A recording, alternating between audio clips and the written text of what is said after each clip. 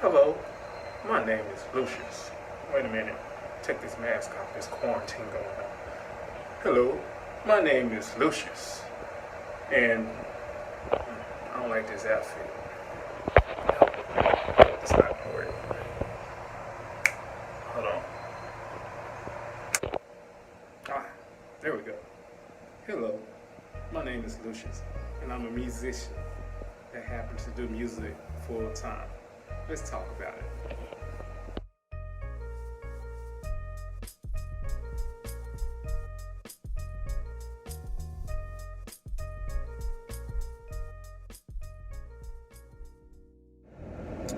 Alright people, today we're going to talk about how to budget on music gear. I'm really speaking on the standpoint as a keyboard player. So, as far as the budget, first thing is figuring out what all you need for gigs, not for what you, I guess, your favorite instrument or the instrument, the keyboard or that bass guitar that's out there. Everybody else is playing that maybe $3,000-$4,000. Those are great instruments, but you just want to have something to get what to get what's needed for gigs. Like, let's say top 40 gigs, you're gonna need varieties of sounds such as piano, like Fender Rhodes, organ, brass, synthesizers, strings. So you want to get a keyboard that could give you all of those sounds at once instead of a keyboard that may just have piano and keyboard and strings. And you're going to be limited to, as far as sound-wise, particular instrumental sounds that you need within the keyboard. So that's the first thing, is finding that right keyboard. And as far as keyboards, the top boards or the boards that I've used or use is brands within Yamaha, which is like the Motif.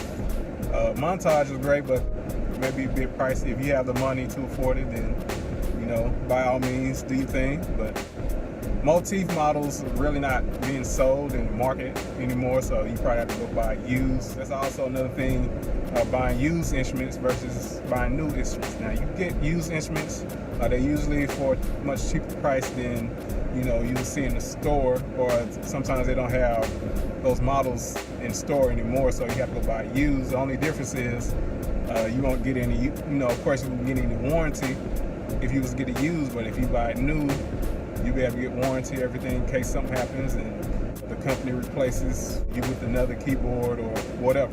So, like I was saying, you have the Yamaha, Roland, Korg. So those like the main three brands that I use or have used. Also, Nord is also a great brand. They're just a bit pricey. I guess it depends. You might find a good used Nord board for somebody may sell it for a good price. It might be a good steal or something.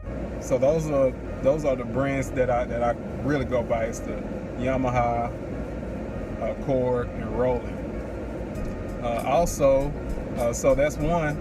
It's a keyboard. So for a decent keyboard, you could probably find one to get the job done somewhere between $500 to $800. So there's a keyboard. Next thing you need to get is a speaker or amp. Now, there are many gigs that you'll be able to hook in the system, and you may have inner ears or monitor, but it's always good to have a speaker or amp just in case. You never know. Or there's sometimes where there's a small gig you may do, which the only sound system will probably be your speaker. The amp I use is called Behringer, and the one I have, I believe I spent about $400 or $500 on it. So that's what, 800. So that's about $1,200 to $1,300. So then also you need accessory stuff. So if you save up, if you want to just buy everything all at one, I say save up to $1,500. You should get a decent keyboard and a decent speaker. Even some speakers you get that may be smaller, which means smaller amount of watts, but It can still get the job done for smaller places. Some of them be $200-300. Some may even be cheaper. So you got your keyboard, speaker, and is there anything else?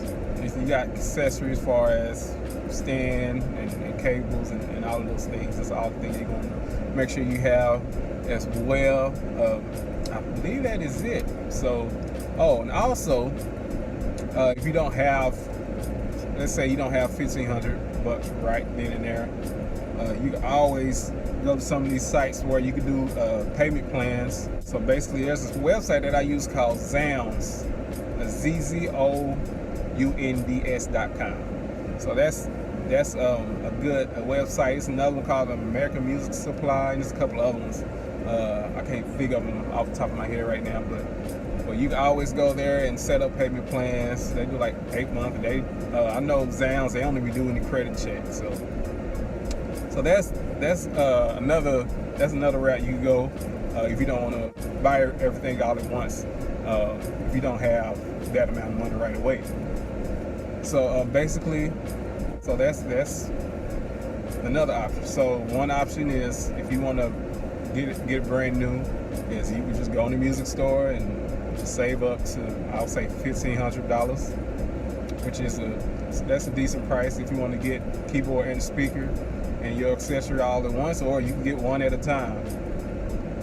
And I also want to say for beginner musicians, you may not necessarily need to get the I guess top-notch keyboards or the professional keyboards. You can probably just get the beginners keyboards like the Casios and the Yamahas, ones you may find at like Best Buy or I don't know if Walmart sell keyboards.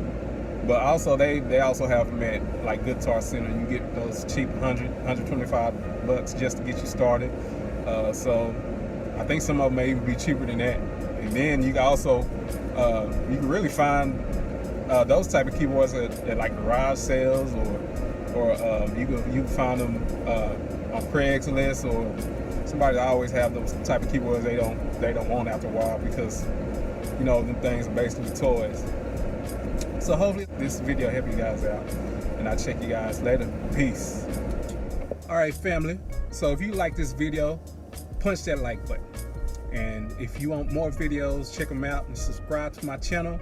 And for updates, new videos, hit that subscribe bell. All right, peace.